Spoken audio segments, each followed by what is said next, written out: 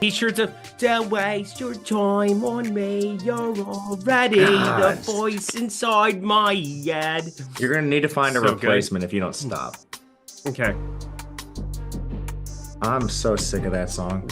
Why are you sick of that song? It's blazing fire.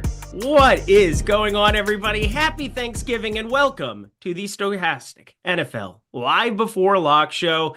We got 3 games on this lovely holiday. We've got myself, Eric Lindquist, over on X, and we've got my friend, my good friend that I am very, very thankful for, and the fact that he has never seen a Christmas movie is still hilarious to me. But we're not talking about Christmas. We're talking about Matt Gajeski here. Matt_Gajeski over on X. Happy Thanksgiving, my dude.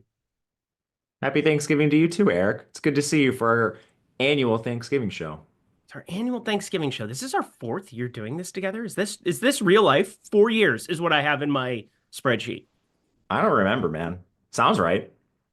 I could have just made that up, but yeah, no, 4 years since, so 2021, 22, 23, 24. That is 4 years. Look at that. I can count. And you can count on me meeting you in the park. You don't know that movie. Let's just get ourselves into it, shall we? We're going to go game by game, breaking things down. We're going to go through the actives and inactives that we just had come out. David Montgomery, I would say that confirms matters. We're going to take a little stroll down Stokastic Lane. We're going to take a look at all that the Sims tool has. And, well, I'll just throw this out here right from the get-go because I'll talk about it a little bit later as well. We have some great Black Friday promos going. And once you know, all you have to use is promo code Black Friday right from the get-go. Yes, it is Travis Kelce in an elf costume, but that's kind of funny to me. I think that's funny to most people. But Black Friday, you use that code, you can get any single sport, including the NFL for today, a core or max subscription for 50% off your first payment. So you want to do it for a week? Awesome. You want to do it for a month? Awesome.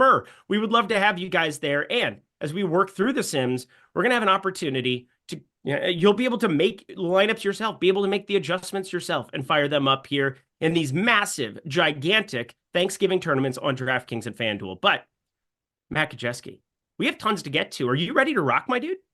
Yeah, man, I'm ready. Are you? Yeah, I'm ready. Everybody hit the like button as we start this lovely show here. Already 1.2K people talking, hanging out. And because there's no deeper dive leading into this, we're going to go game by game, starting with Chicago and Detroit, starting in just less than an hour here. We've got 10 and a half, depending on where you're looking at here. Now it's dipped to, 9.5s that exist across the board. 10s. I mean, this is just an insane first game off the bat. And we've got on the one side of things, a very chalky quarterback in terms of cash games. Caleb Williams, 47.5 total in a dome. You get him outside of Chicago. You get him into Detroit here. I think it's kind of fascinating to see all of the ownership coming on here, but I think it's justified. Do you? Because Caleb Williams, he seems like the cash game quarterback du jour today. I think it's justified. The plays improved vastly since they changed offensive coordinators. The offense is just moving faster. He's getting the ball out quickly, and most of that's designed. All the screens to DJ Moore we've seen. And this largely, to me, just comes down to raw pass attempts. We saw him eclipse 40 of those in their last game, and it's likely to be the same thing here. You could talk to me about efficiency if you wanted to. How many touchdowns does this team actually score?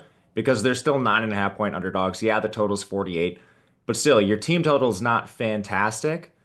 So for cash, I think it's completely fine, but I do sort of view Caleb Williams as a limited ceiling, but a really solid floor type play. Is that kind of how you see him? That's exactly how I kind of see him. I will say I'm a little bit nervous because when you see cash game quarterbacks like Caleb Williams show up in the Sims and show up, across the board here, 5,300 in a game, we all expect they're going to have to throw a lot to beat Detroit and throw a lot to try to come back against Detroit. That's the more likely scenario. 5,300 does a lot for the rest of your lineups. And I think Malik Neighbors has improved with the potential of Drew Lock being there. I think CeeDee Lamb is somebody that we definitely want to be getting exposure to. Tyreek Hill is, a commodity. And Amon-Ra St. Brown in this game is pulling the most ownership at the wide receiver position, as he should. He's pulling the most ownership at the wide receiver position, period. So it's definitely a spot where I think Caleb Williams in this game environment looks pretty darn good. Now, there are some interesting things going on at the running back position here. Roschon Johnson, who had almost made like a 50% split there, only 2 carries last week. He did vulture a goal line carry against DeAndre Swift and company, so there is that. But I think DeAndre Swift is kind of like a forgotten man here on this slate because they're going up against Detroit. And Detroit, you're generally going to have issues if you can't get involved in the passing game here. I see him right around 15% in our last run of ownership here. I think it's very rare you're going to get like a bell cow back, like we saw last week, on a slate like a 3-game slate, sub 15%, but yet he's not showing up in the Sims at 6K. Is he somebody you're thinking about boosting or maybe adding more to the portfolio? I'm thinking about it, but the running back position is pretty strong with both Detroit players and Josh Jacobs. Rico Dowdle's looking solid with his role change. So there's just a lot of alternatives for a player that is nearly a 10-point underdog. Questionable role. I'm not sure whether that is sticky with the DeAndre Swift and Roshan Johnson split. The one thing I think we can't bank on is that it's pretty much looking like Roshan is the goal line back. Everything between the 20s pass game stuff could be fluid, which leads me a little bit just to the other backs because of opportunity cost. But he's super low owned. I mean, if you want to boost him, he's not a player you need to be really aggressive with to even coming over the field. So I could be talked into it. I'm not sure I'm there right now. Yeah, I'm having a tough time getting there. And, I'm playing a lot of lineups. I think a lot of people are playing a lot of lineups on this 3-gamer. And, even just looking at my 20 max stuff, he's not breaking into any of my $3 lineups. I mean, I have 0% of him in that section. I mean, Rico Dowdle, it's funny that you talk about how strong the running back position is. I don't think anybody looks at Rico Dowdle as like a phenomenal franchise-changing running back, but he's 5,500 against the Giants, who everybody's been able to run on lately. And with his price, and then Gibbs, Achane, Jacobs, Tracy, even in that same game over there in Dallas that we'll get to, I'm having a tough time finding myself onto DeAndre Swift. Feels like one of those guys that, we've seen this on Christmas slates in the NBA too, with random centers that go for 50, 55 in the garden right off the get-go. And then you're like, all right, well, I don't have DeAndre Swift in my portfolio and I'm drawing dead. So if he busts off a long run, I'm going to be in lots and lots of trouble. But I will not be in trouble if anybody goes nuts at the wide receiver position for Chicago, because we got DJ Moore. Welcome back to the family. I mean, the removal of Shane Waldron has been awesome for him. 7 targets the last 2. Still not getting as targeted as what we saw Roma Dunze. I mean, this guy, 10 targets his last 2 right from the get-go. Keenan Allen off the injury report, 15 targets against Minnesota coming out of the slot. 5,100, all of these prices just fit really, really nice and easy into lineups. Can you rank these 1, 2, 3 for me? DJ Moore, Keenan Allen, Roma Dunze. This is a little counterintuitive, I guess, to what we're seeing with ownership and even some of their salaries. But I think I'm still going to go DJ Moore, number 1, even though he's been behind those 2 in targets the last 2 weeks. He's just the most talented receiver on this team, I think, by a wide margin. He's the one getting the layup targets, which is really important. More on that in a second. All the screen passes going to DJ Moore, giving him run after catch opportunities. And it's a 2-game sample without Shane Waldron. I think this will sort of normalize. I'll just fall back on the long career DJ Moore's had of being the most talented receiver in this room. Keenan Allen is kind of working the opposite way, I think. Given his age, the lack of explosiveness, I wouldn't be surprised if he's a player that has targets that fall. He has been targeted a lot since they changed offensive coordinators, but I would rather buy low on DJ Moore than play someone who I kind of view similarly to Caleb Williams. Limited ceiling, good floor as your possession receiver. And then Odunze is the hardest one for me because he is getting targeted a lot, but he has the highest percentage of uncatchable targets. They're throwing him prayers downfield that he has no chance of ever catching. I think he's third for me. I would need a little bit of a role change for him, but I think it's close between him and Keenan. I vastly prefer DJ Moore as the number 1, especially in tournaments. In cash, I would just play Keenan. Yeah, I think Keenan is definitely your cash game guy. I think he probably sets up as one of the best price-adjusted plays on the entire slate. I've got him third in the wide receiver position here right now in terms of ownership still, but I'm trying to get myself onto a little bit more DJ Moore. I'm looking at the same thing you are. I think for tournaments, I want DJ Moore 1, Keenan Allen 2, Roma Dunze 3.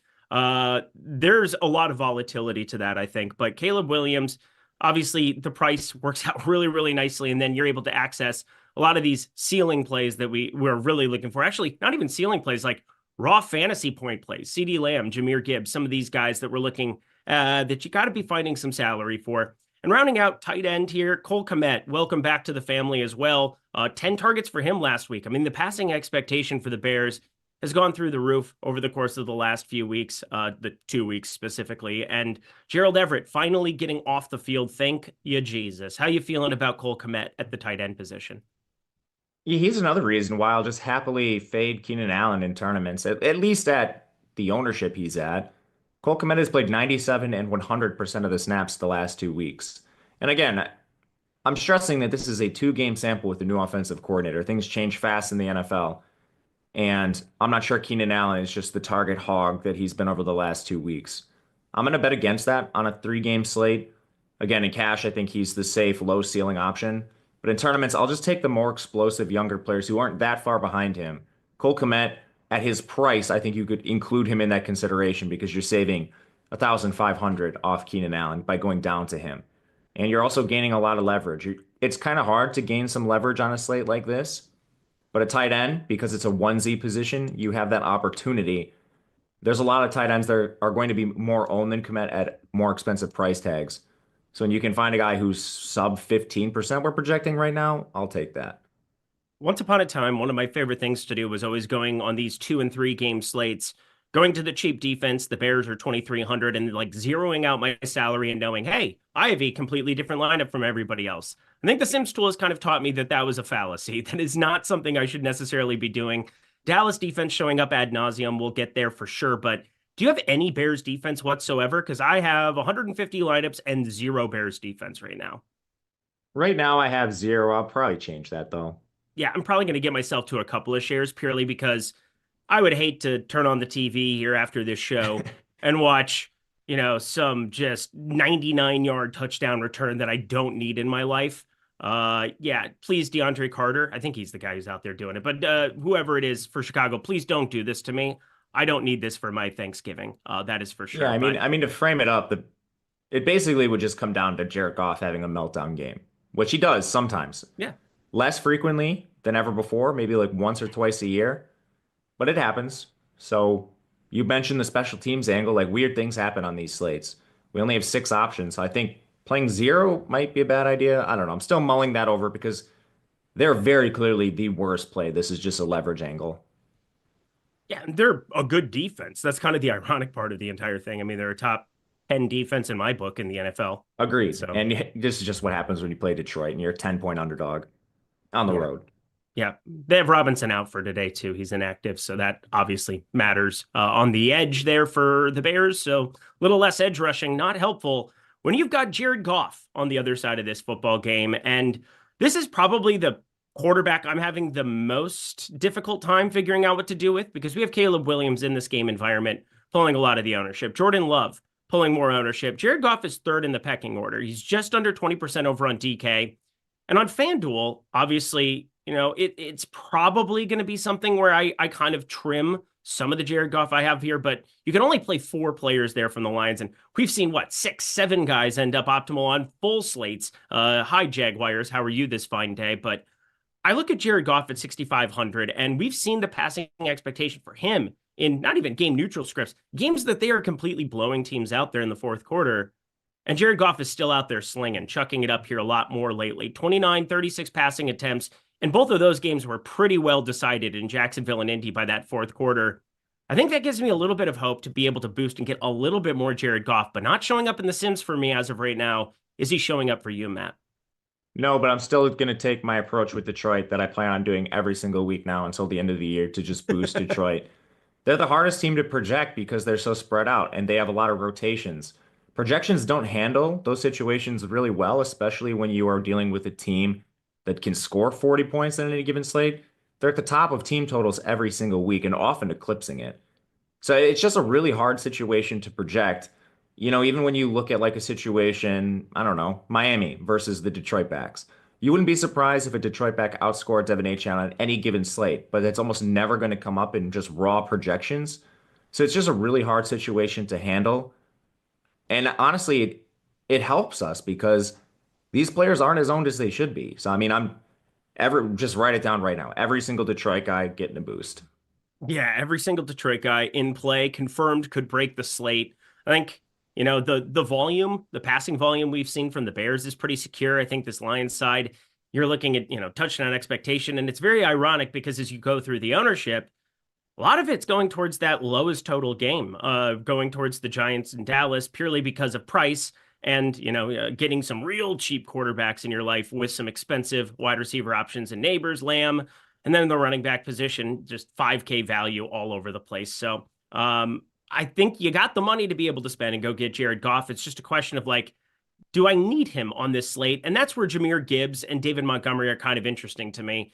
I mean, obviously they continue to just troll the entire universe. I mean, they're the best running back tandem in the NFL, and they both have found ways to pay off year-long players. If one of them ever were to get hurt, the other guy would be like 90% owned on a slate like this. But I mean, Jahmyr Gibbs, I love him for this slate today. He's the second highest owned running back. He's just showing up ad nauseum in the Sims for me. Like him weirdly more than Achane today. Like him more than his counterpart, David Montgomery. David Montgomery is active for today. He's off the injury report. I doubt there's any crazy limitations, but didn't practice a ton. His role is pretty secure. I think we kind of know what we're getting with both these guys, but if something happens where somebody busts off a 50, 60-yard catch, it's going to be on the Jahmyr Gibbs side of things. And God, I feel like as like the Detroit side of things, I mean, I'm in Ross and Brown pulling more ownership, but I like Jahmyr Gibbs. He's my favorite play from Detroit. How about you?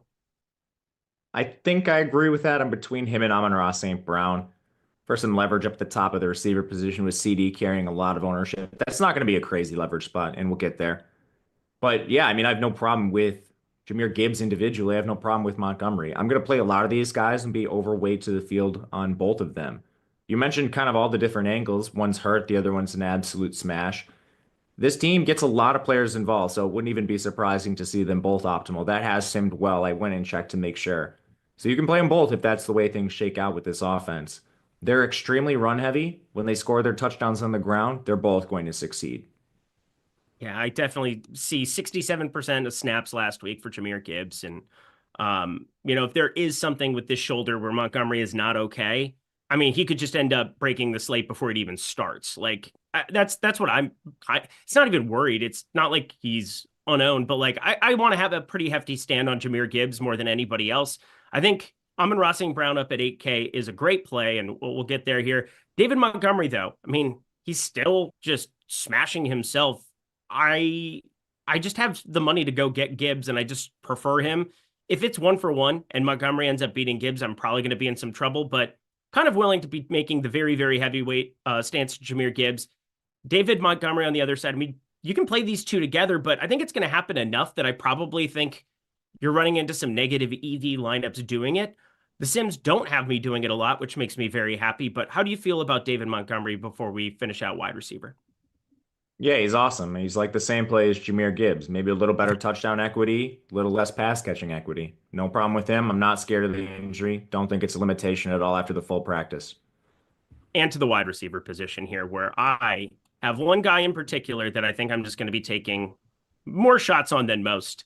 More shots on than most. That is Jameson Williams, where we know the deep ball threat. Hopefully he can vulture a couple of those touchdowns. Amon-Ra St. Brown, I mean, he's kind of just turned into the monster that we knew he was again. Kind of got out of the gates slow just because, I mean, this team was just firing on all cylinders in the running game. But now we're starting to see, a lot of touchdowns. I mean, he had scored a touchdown in like every game since week 2 until last week against Indy. I mean, he had been on a ridiculous run of red zone opportunity, and 11 targets against Jacksonville looks nice in a game that, again, was just never in doubt, and yet he's out on the field nonstop. I mean, we can remember Dan Campbell last season getting Sam Laporta hurt in a game that didn't matter. That was insane. Had to deal with that nonsense for the first couple rounds of the playoffs, but Amon-Ra St. Brown is going to be out there nonstop. He's 8K, but 6,100 Jameson Williams with these other wide receivers, Dontavian Wicks, in for Romeo Doubs, who, again, cash games, yes. Tournaments, probably looking to hit eject in some way, shape, or form. I think Jameson Williams gives me that boomer bust type option at a little bit lower ownership. How do you feel about him and the wide receiver room here in Detroit? Yeah, I like him a little bit more with Khalif Raymond out. Should just solidify some snaps. He's not Good siphoning point. a lot off, but you get a couple here and there. So you think he's on the field a little bit more. They play a similar role, even though they don't look the same. Jameson does occupy that deep threat, and that's kind of what Khalif Raymond does. So yeah, you feel a little bit more secure about it. He's a tough player to get to just naturally. You have to boost him because he projects like significantly worse than like a Jaden Reed straight up, who's cheaper than him. He's in the same range as like the Bears receivers, who are all significantly cheaper than him. I think the ownership is low enough where you can take some stands, and that's kind of just where I'm at with Detroit is none of them are owned. You can just make slight bumps, then you come in over the field, and it doesn't really hurt your portfolio that much. You're still pretty exposed to most of the other players. That's the approach I'm kind of taking here. I don't know where I'm going to land, but it's likely going to be a little bit above like the 19-ish% we currently have projected. Tim Patrick. How we feeling about Tim Patrick here in this spot? You brought it up, Khalif Raymond. He's on IR now even. I mean, he not just out, he is on IR. So going forward, it's going to be a lot more Tim Patrick in the room. Is he somebody showing up for you at all? He's not, but I'm probably just going to boost him because no one's playing him. This is like another situation that's impossible to project. What you can say is that, what would you say? Sixth on the team in targets, probably, Yep. but he's out He there. he exists. But I don't So know how much they're going to be rotating. That's the thing. So even though he's sixth in targets, he's 3,500, he's unowned. I think the real question is how many snaps is he playing? How many do you think he plays? Like let's give a percentage guess on this because this is yeah, where I think he would come into play.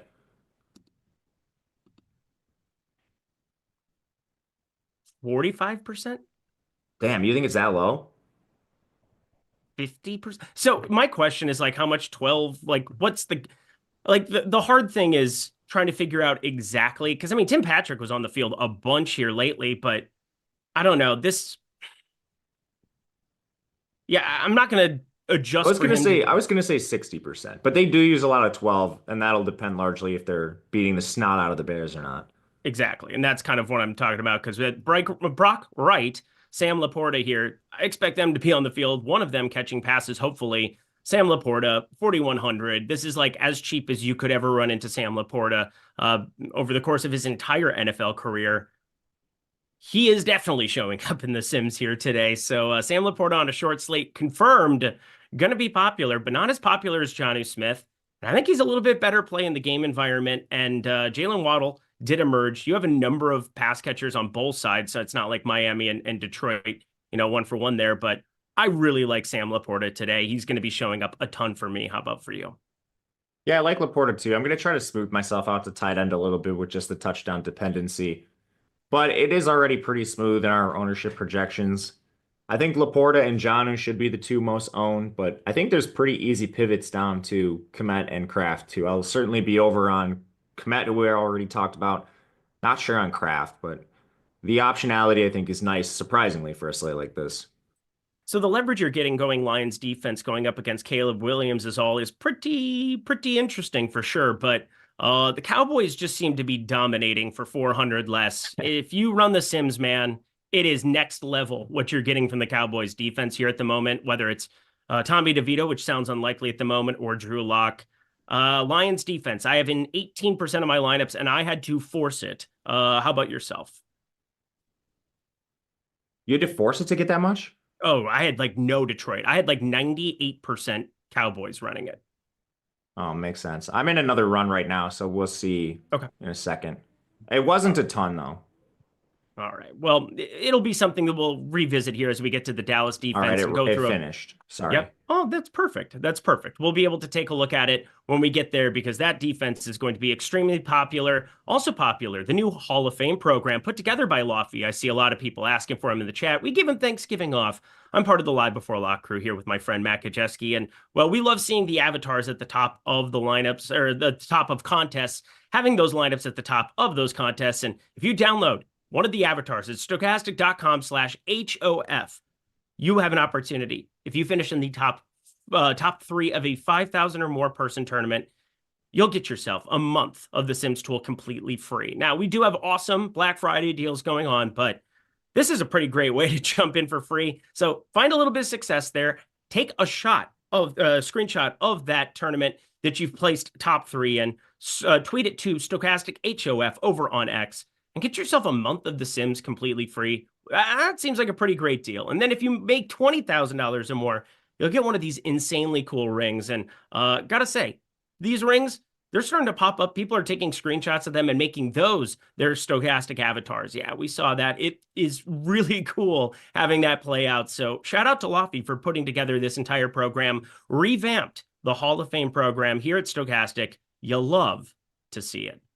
All right, everybody, we got the New York Giants taking on the Dallas Cowboys. A 38, 37.5 total, depending on where you're looking at. And you've got the Cowboys, 3.5-point favorites. Drew Lock could potentially be starting, which looks a lot better for me than Tommy DeVito, because if you have never seen my friend Matt Kajeski go on a rant before, go back and look at Sunday's show. Matt, how do you feel about the difference between Drew Lock and Tommy DeVito? I think Tommy DeVito's the worst player that'll play in the NFL this year. I'm just not sure Drew Lock is a whole lot better. So, I mean, you're not really looking at a great situation either way.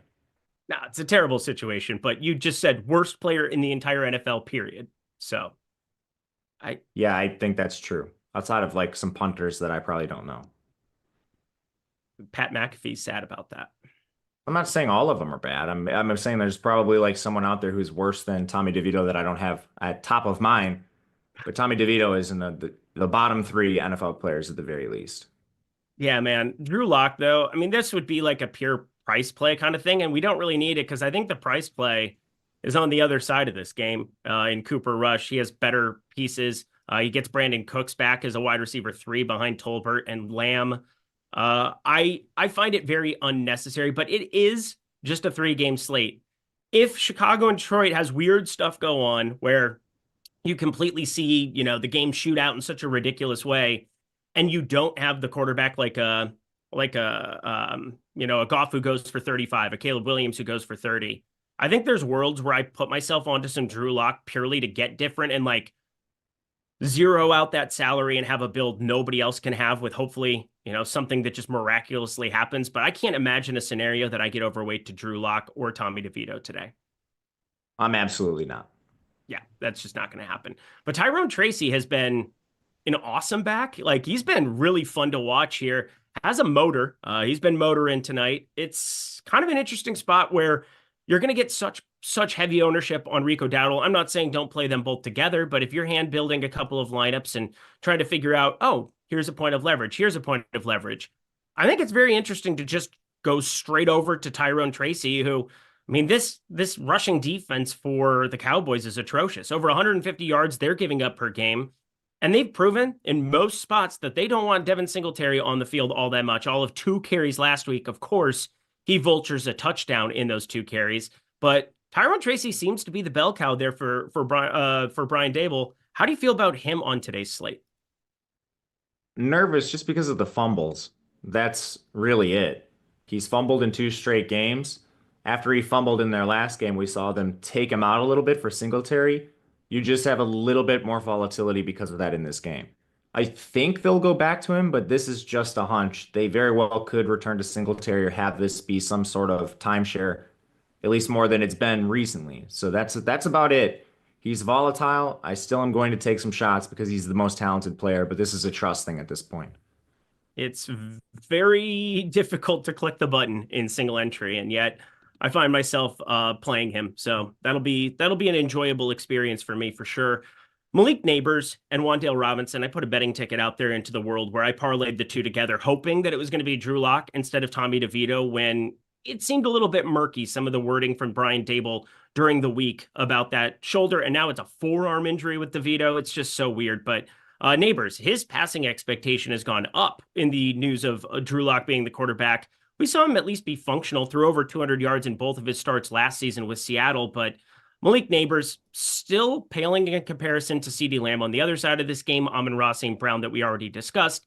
And even Tyreek Hill is somebody that I find to be interesting at his current ownership relative to Malik Neighbors, but there's no doubt that this guy can get targeted ad nauseum. He has like a 10 target prop across the industry, 6.5 reception prop, slightly juiced towards that under at the moment, but he's kind of an interesting tournament play today to maybe play as your only standalone giant there. I kind of prefer Tyrone Tracy, though, just running things in the Sims. What's your outlook for him and the rest of these wide receivers in New York? I like Neighbors in a vacuum. I'm just not sure the efficiency is going to be there to pay off the third highest ownership at wide receiver on the slate. And now it's a loose slate, so you're kind of naturally funneled into the expensive players. Like for reference, our top three most owned are Amon-Ra, CD, and Malik Neighbors. This only happens when you have a loose slate, which we do.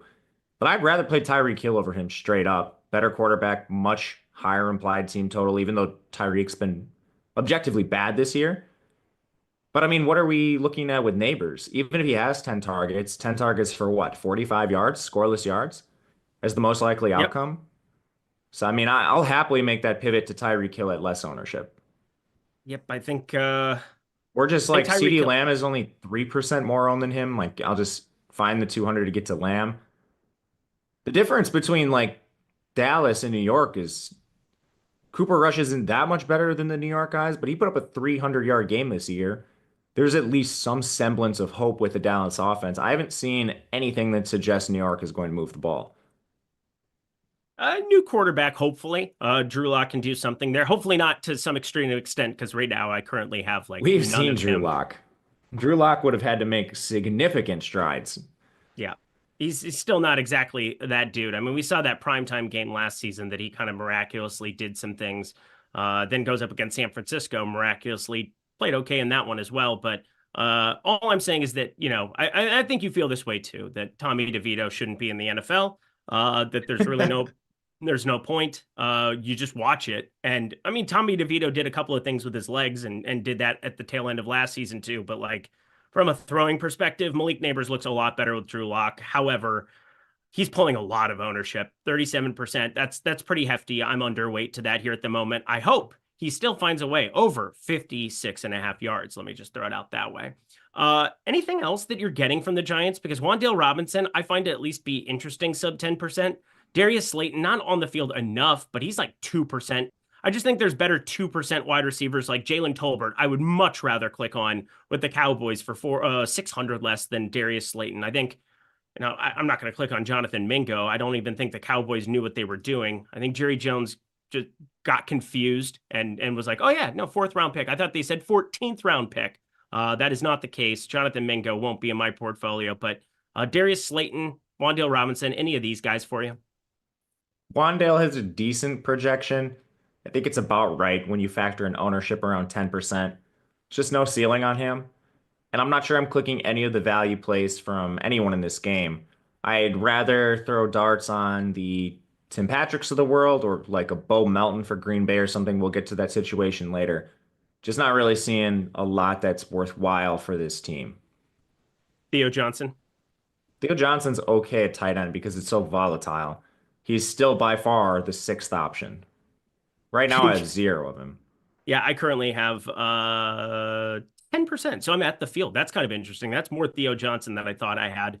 I just reran some stuff here in the Sims as well as He's a we're guy who working through can't earn things. targets for an awful offense. That's true.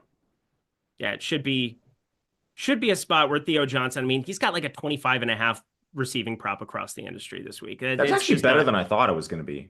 yeah, 25.5. I mean, he was dinged up coming into the weekend, or coming into the Thursday. I suppose it's not the weekend, but I can't do that over. I mean, Schoonmaker, tight end is generally where you're going to make a stand. I do think Spanford is kind of interesting as the tight end pivot, just straight off of Schoonmaker. They were on the field, not crazy differently, like 43 to 33 snaps. We'll get there, of course, but Giants defense rounding it out. I have 8%, and I'm fine with that.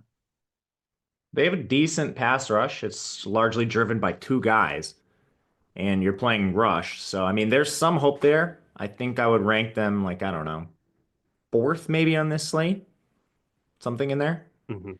Yep, I think fourth on the slate. All right, we are at the halfway point. We've broken down three teams here already for you. We got three to go. I'm going to catch up on a ton of super chats here. First off, Tareem Jenkins, welcome to Team Stokastic. Love to see it. Michael Hoff, 4.99. Death, taxes, and Mac cracking me up. Happy Thanksgiving, fellas. You just like the deadpan moves when I say, hey, have you seen this movie? And then the answer is inevitably no. That's a fact, man. That's just how it is. Why do you hate movies? I don't know. I don't hate them. I never find myself in the situation where I don't have like anything to do and I'm like, I'm going to throw on a movie. Usually I go outside or I don't know, do stuff like that. I like going outside, going to the lake. Jamal Parker, $1.99. What's up, Jamal? Good to see you, my guy. Is Elliott going to steal a tug from Rico? Oh, we shall get there. I don't think Ezekiel Elliott is going to be in my portfolio today. God, I hate him. Yeah, I think most people do at this point in time, especially if he vultures today or if he beats Rico Dowdle straight up. Can you imagine? Could you imagine Matt Kajeski? Yeah, man. I mean, I can't imagine it. I don't think it happens. I think it's a very low probability. But it wouldn't, if that happens today, I don't think it'll be the most shocking thing that happens on the Thanksgiving slate. Like this slate has a long history of something going wild. Thank goodness Marvin Jones isn't on it, but yeah, man. Jones, just the absolute dream killer on Thanksgiving. I mean, it's just I consistent as miss him. rain.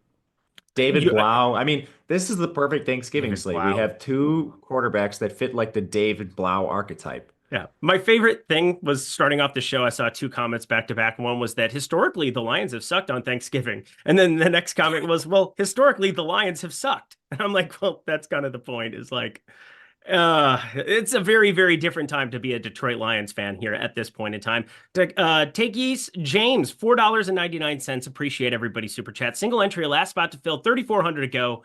Do I go Turpin, who just continues to do ridiculous things at times, or Malik Washington, or is there a better option? I do have one cheap, dusty guy, because of course I'm always looking at these dusty wide receivers.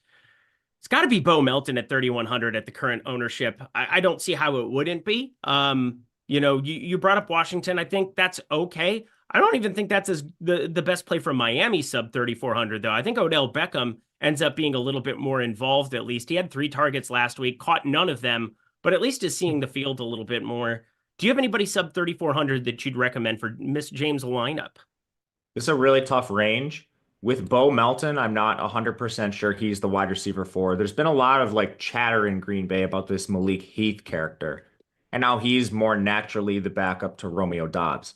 We haven't really seen it, but we do know that Green Bay is very willing to rotate receivers, so perhaps it's just that they're all going to rotate. The problem with Turpin is now Cooks is back, and Turpin already is in a limited role, so you're probably looking at like 20% of the snaps. What you can hang your hat on is those snaps. Something's probably going to be designed for him. He has a very clear package of plays where he gets the ball in his hands. And honestly, what are they doing not playing him over like Tolbert and these guys? Every time he touches the ball, it's just pure electricity, but he can't, like, can he just not figure out how to run routes? Like, what is the deal? He's the fastest dude like you've ever seen. Like, he's taking kickoffs to the house. He's taking that 64-yarder or whatever it was against Houston was just, there was no prayer of anybody catching him. Like, we can find some snaps for this guy over 20%. Anyway, I didn't answer the question. Yeah. At 3,400, big, though. I'm not sure what'd you say? I like Tolbert. I think he's a decent enough wide receiver. It's just, yeah, I'm with you. I like Turpin. I want Turpin on the field at times. I think the best play at 3,400 is Schoonmaker, and I don't feel good about it. Like, if you can find 3,500, I'd rather play Patrick or something. Yeah, that's just fine. But I think if you're boxed into 3,400, I think it's Schoonmaker.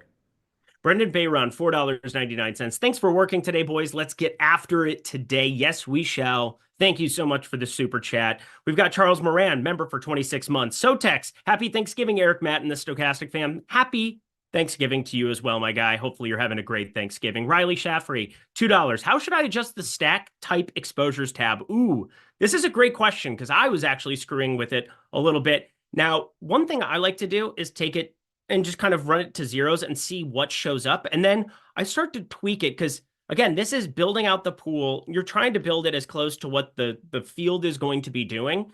And so sometimes I'll just let it run with the ownership here and blindly not force the stacks. And then I'll see what player ROIs are, what stack types, and what lineups are showing up at the top of that. And I'll kind of toy around with some different iterations. You can run different stuff in the Sims, but historically, it's going to be something where more one man, like single stacks are going to show up more, and then fewer as you get to 2 stacks and fewer as you go to 3 stacks. So think about it that way. You're going to have more people that have like the QB1, QB2. Obviously, this is a short slate where that gets inflated a little bit in the QB2, QB3 stuff compared to a main slate, but you basically want to have a little bit more built out for QB1, a little bit less on QB2, a little bit less on QB3. I kind of inflated QB2 today because I think on a slate like today with, a lot of people who have played NFL DFS and inflating it, I'm going to around that 35-40% number there in the QB2 tab. But anything you want to add to that with what you do for the tabs for the stack types, Matt? I personally don't mess with the stacks too much. Okay. I like the way it just comes out naturally, and we've tested all this on the back end. So I don't think that's something you should be messing with too much. Obviously, look in and see if it meets your preferences, but the default settings are pretty good. Yep, default settings as it comes, as it's delivered to you. Definitely a good way to fire it up. But yeah, I'll toy with it from time to time based on what type of lineups are showing up more, so that I get more of those in the pool and I can kind of sort through the best. So hopefully that helps you a little bit, Riley. And then ourselves, Dean Kraus, $4.99. How many wide receivers are you pairing with your QB? Hopefully that was explained a little bit there. Mostly going through some of my lineups at the top. I'm ranking them and doing it one more time before we head over to Dallas, talk about them, and then we'll round out talking about Green Bay and Miami. But most of my lineups Can you repeat that question again? So I just You understand. said how many wide receivers are you pairing with your quarterback? One is typically the number that I'm running into. So on today's slate, I have, let's see, over 10% stacked with 3 pass catchers. So I'm including running backs in that. Well over 10%, actually. Yep. A handful, like somewhere, but I'm not doing the math. This is like real rough math. Like between 5 and 10 with 4. I'm guessing those are mostly Detroit onslaughts. I would have to do some really deep diving. I have one QB plus 5, one single lineup with the QB plus 5. I'm gonna pull this one up. This is gonna be great. What do you think it is? I don't know. It's a Packers one. Oh, of course it is. Jordan Love, he's popular. I think Jordan Love with Dontavian Wicks is like the chalk of all chalk as far as like individual stacks on this slate. We should maybe like break that down a little bit. You can do these mega stacks on short slates like this because weird things happen individually in game environments. And we have one game on this slate that's a 37.5 total. Let's just say that plays to the total. Everything's basically dust in that game except for like Doodle, probably because of price. You're going to want almost none of it. If you have one of the games between Chicago and Detroit or Miami and Green Bay go over that total, like exorbitantly, let's say it scores like 60 points and like the Lions have 40 of them, you're going to want like 4 or 5 Lions players. And on a 3-game slate, that can happen a little bit more than, just like a regular main slate where you're going to need to get more things right individually. There will be more high scorers just individually. So I like throwing the mega stacks out on short slates like this. I mean, I'm not doing it with New York or Dallas, but I think the other 4 teams are semi-live to throw those in a small portion of your portfolio. I'm fixing one thing here in my sheet as we head to the Dallas side of things where Cooper Rush not really pulling the ownership that he was earlier in the week, right around 10%. My pool ownership a little bit lower here. I needed to give him a boost to make sure I got some of him. I think the 2 interesting wide receiver rooms on this entire slate, Green Bay and Dallas. I think that there's a lot of volatility to what we're looking at from the second position. I think Green Bay, everybody is live to beat everybody, whether that's Wicks beating Reed, Reed beating Wicks, Melton showing up over Wicks. I mean, there's so much stuff that I could see happening there, but I think Brandon Cooks is such an interesting, fascinating addition coming off of IR. Have you seen his passing props today across the industry? I mean, we even projected for like 6 points. They got to be like 20. Yep, 25. 25 is kind of the prevailing receiving yardage number, but he's been on the field a lot when healthy, and now Tolbert and everybody else is kind of sent into disarray, but Cooper Rush, he's 4,800. If you're going to go cheap underneath 5K, I strongly prefer him over Drew Lock. How about yourself? I do prefer him to Drew Lock. This is one where coming in, my plan was to be very sensitive to ownership. If these guys are virtually unowned, I would take some shots. But I mean, I don't know if 10% rush, 7% lock is low enough where I really want to make some stands here. Tua is at 17 projected. Like we have 4 quarterbacks below 20%, and no one is really condensed. Our highest one is like below 24. And obviously, this comes down to pricing. So like kind of a little bit of a hat tip to DraftKings for making us consider all these guys. But if it's this flat, I mean, I just want to play the good guys. I'm with you. I'm with you. I want to play the good guys, but we got to find some tournament people. And Kuba asked a question, and obviously I'm happy to pluck a couple of them when they apply. How many players on the first game should you play just in case you need to be late swapping? I am not thinking about the late swap element all that much because that first game looks better than this one. Although there are no questions like upside options and really popular options. Malik Neighbors, CD Lamb here in a second, Rico Dowdle at the running back position. Insanely popular because of price and expectation workload. But you got to play people from every single game. It feels like on this slate. I'm not going to be going out of my way. The late swapping I'm going to do is based on the results of the games as it's going across the entire timeline, rather than me like actively saying I need to get to this person or fade this game or something like that, Matt. Yeah, I think there's two ways you could look at it, and I kind of struggle going back and forth between them. If you wanted to be like slightly more aggressive in that first game to get more information, you could, but I never want to do that at the cost of projection. Like we have amazing tools. We don't want to be just actively foregoing projection in order to get different, especially when we know a vast majority of our opponents aren't even thinking about late swap. So the fact that you even have this on top of your mind is an edge to begin with. So no, I'm not really going to try to like go out and play some players that are complete scrubs in the first game just to get information. If it makes sense, great. If it doesn't, just roll with your process. You're already doing more than most people. Rico Dowdle, highest owned player on today's slate for me. I'm terrified. I'm absolutely terrified. What are you doing? How far above the field are you? I have 95% right now. Hey, I'm at 60. I'm very happy there. I need to cap him. I can't do this. I can't have my entire happiness and God forbid Thanksgiving. Everybody have fun with your family and friends. But Rico Dowdle, he's really hard to get away from today. He is, but you can. I mean, I have no issues getting away from him. He's a fantastic play, so I'm not telling you to get away from him by any means. If you wanted to make him a leverage point, you could. If you want to play him as chalk, you absolutely can. But I mean, you can pretty easily run a lineup that's something like Gibbs, even David Montgomery in the same lineup, and let's say Achane, and then you just probably don't play one of the stud receivers. Maybe you're using like a Jordan Love stack with Wicks and Reed or something. And you've three stud running backs, and then you don't have to worry about Ezekiel Elliott vulturing Rico Dowdle at the goal line, which is probably his biggest concern. But anyway, the whole point of that is I think there's a lot of ways to play this slate where if you're a little bit risk averse and a coward like me, and you don't want to play 90% Rico Dowdle, you can make lineups that don't have him. And if you use our sims, you're getting the best ones that don't have him too, which is fixed a lot of holes in my process. When I prior to like these last couple of years, I would just fade high owned guys to fade them. I'm not sure the lineups were great. Now you know the lineups that you're using that don't have Dowdle are good. Yep, and you can filter out those lineups and just say you exclude Dowdle, and then you can kind of save those top lineups. I've done that a number of times. I do that a lot on I do that all the time, just as like all the time. Yep. Yeah, it's just like a risk management strategy where if Dowdle sprains his ankle in the first play, then 90% of my lineups aren't done. Even though all the Dowdle lineups are fine, you could play 90% if you wanted to be a little bit more sensitive to risk.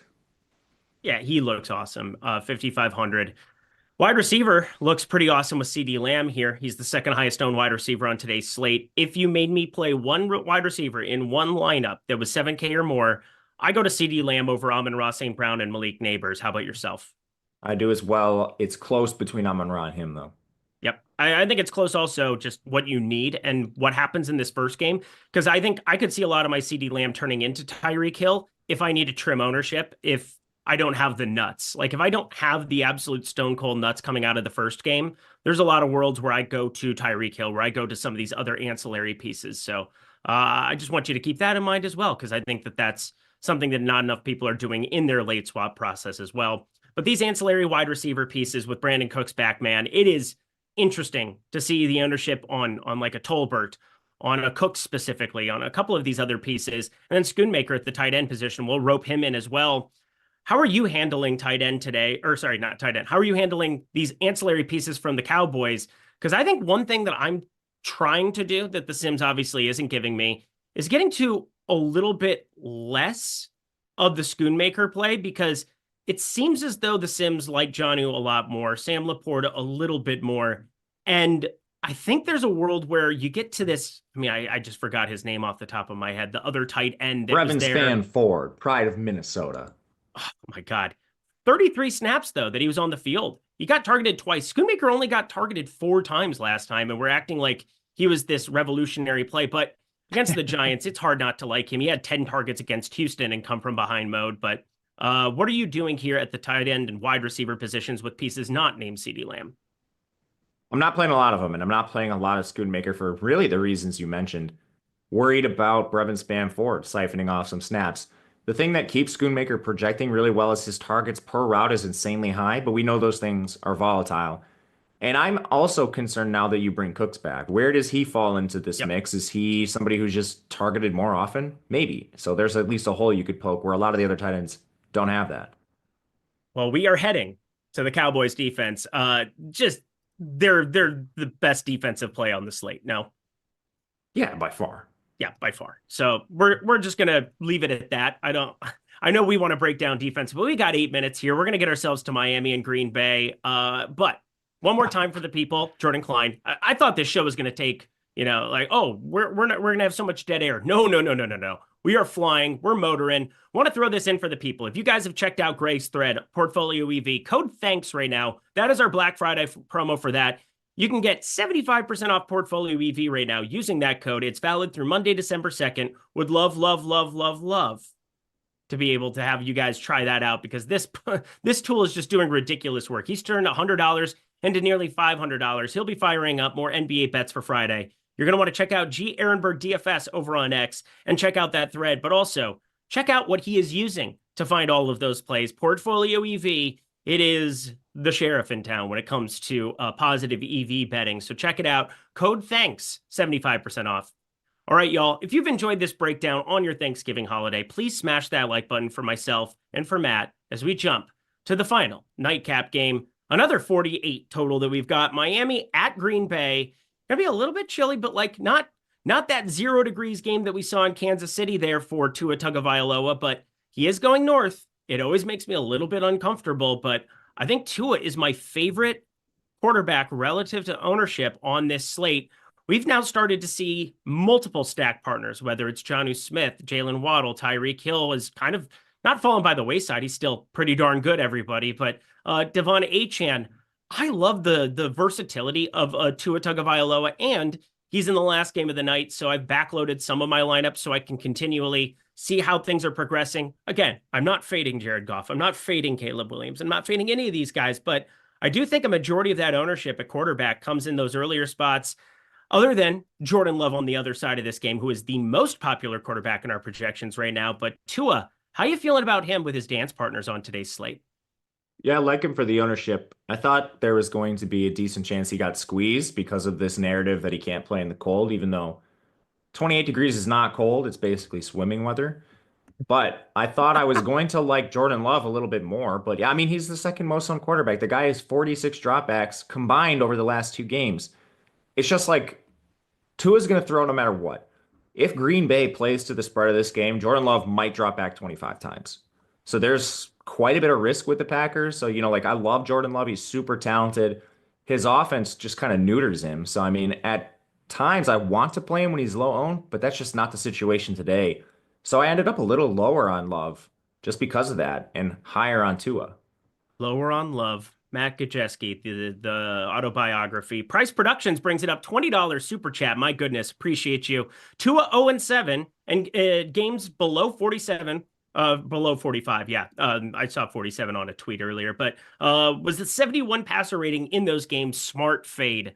Again, Tua going north. It always freaks me out, but I just look at what his ownership is relative to some of these other quarterbacks, and he could lose the game. You say 0-7, but like, I'm sure there were games within those 7 where he probably performed pretty darn well. And so it's kind of extrapolating data. Maybe that's something that you want to look at from a betting angle. But for me, I don't read too much into it. Do you, Matt? No, I'm going to be playing a fair amount of him. And I mean, he's like 15%. So I think people are onto this. It's all of this is on a scale. It's, like the chance he succeeds in this game environment at his price and at his ownership projection. So like all of this is factored in.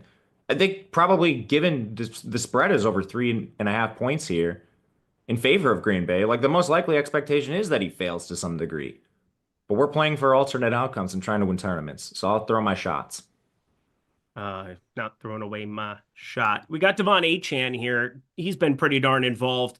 I'm going to put all of the skill position players here for Miami in for the sake of time. We'll go like a minute or two over talking about Green Bay. I'm just fine with that. I'm sure most people in the chat will be as well. But what are you getting to from the Miami side? Because the answer for me is everything. Same. Mostly Tyreek as a semi-leverage play off the elite guys at the top. I think that's one place you can make a stand with Miami because Jonnu is really owned, Achane's really owned. I think both of those players deservedly so. But Tyreek, if you wanted to just play like a one-off instead of some of the other guys at the top, you could. I don't really buy the Waddle resurgence just yet. I think he's a fine play in a vacuum, but I think the fact that we just have Jonnu and Achane hurts everyone. They're going to be big games, but I'm not sure I'm buying low on Waddle when you have Tyreek also low owned, and then the studs we already talked about. Yep. Dolphins defense. I think they're pretty serviceable though because Jordan loves ownership. Yeah, man, me too. Yeah. And I mean, I'm playing defenses against my quarterbacks. I'm playing defenses with quarterbacks with only a 3-game slate. Everything's on the table. Let the Sims do its job. And the Sims giving me Jordan Love too. That is definitely for sure, my friend. On the other side of this game, I think the most interesting wide receiver room to deal with is Green Bay. How are you feeling about Jordan Love on today's slate? I thought I'd feel better because of ownership, but it came in higher than I expected. I love Jordan Love. Just worried about game script, man. Yep, worried about game script and ownership. That is for sure. Ownership definitely matters. Ownership independent, I think. I mean, there's people now that are starting to clamor for him to be cash game quarterback or cash game viable. And I didn't see that one coming. I thought it was pretty clearly Caleb Williams in that first game, and I think it still is. But yeah, I think Jordan Love is just fine. But Josh Jacobs, man, this has a chance to really kind of compress it down. And this is kind of the Sims play that I didn't see coming, even with Achane, even with Gibbs. I'm getting to over 40% Josh Jacobs on today's slate. Are you? 33, not too far off. Okay, not bad. Not bad. Yeah, I think he's an it. awesome play. I have no problem with Josh Jacobs. There's just a lot of good running back plays, and I already told you guys I did the Detroit boost, so I'm guessing that just brought Jacobs down a little bit. If you had to play one absolutely out there running back, Emmanuel Wilson is actually on my bingo card. He would be somebody I'd have to late swap into, and I'd have to see like absolute failure of my lineups against Chicago and Detroit. But like, there's nothing I can really say at the running back position there from Green Bay other than Josh Jacobs. And that's a good feeling when he's going to be one of your heavier stands there at the position. But let's get to wide receiver tight end here for Green Bay to round out our program. Because boy, oh boy, it is important. You got Romeo Doubs out for this game. We've got Melton, who kind of gets added to some kind of the fray here. But the big question, Dontavian Wicks, how popular do you think he gets at 4,200? And we've seen multiple times where he rotates in as that third wide receiver, and he's damn good at football, Matt Gajewski. Yeah, I think he's going to be the most owned cheap receiver. Just not a lot of salary restrictions, so you don't necessarily need him if you're playing like Dowdle and stuff. But yeah, he deserves it.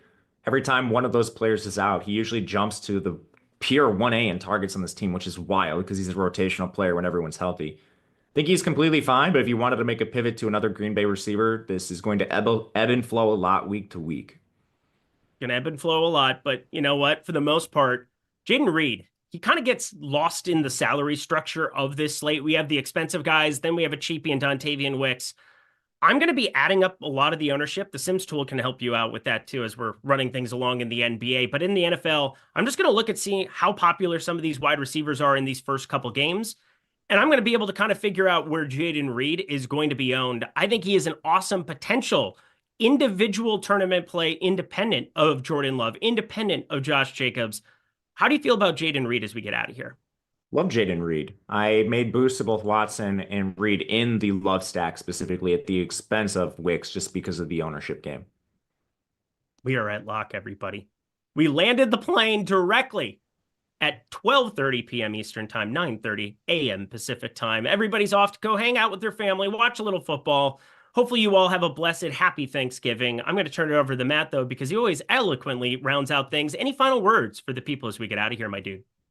Yeah, thank you guys for coming and hanging out with Eric and myself, especially on a holiday. These are busy days for you all, and you took some time to spend it with us, so we greatly appreciate it. Being able to do what we love because of you guys. Enjoy the football, enjoy the food, enjoy the family. Let's make some money today. Happy Thanksgiving to Jordan Klein behind the virtual paywall here as well. Thank you to Matt Gajeski, my friend. Another Thanksgiving slate in the books together. Let's go watch some football, everybody. Have a great Thanksgiving. We'll be back on Sunday for week 13. My God, week 13. Let's get it going.